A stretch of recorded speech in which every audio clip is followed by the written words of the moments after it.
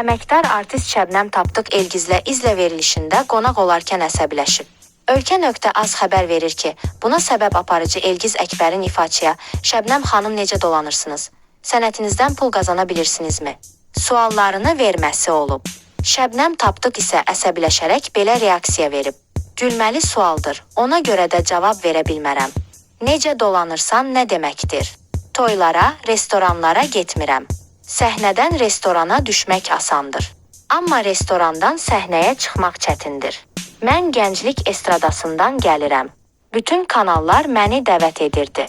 Öz dövrümün çox sevilən müğənnisiyəm. Mən efirdə nə vaxt ağlamışam ki, pul verin. Bu sualı mənə niyə verirsiniz? Niyə deməliyəm? Mənə şeirlər təqdim edirlər. Musiqisini bəstələyirəm və böyük qonorar alıram. Nöqtə qoyduq.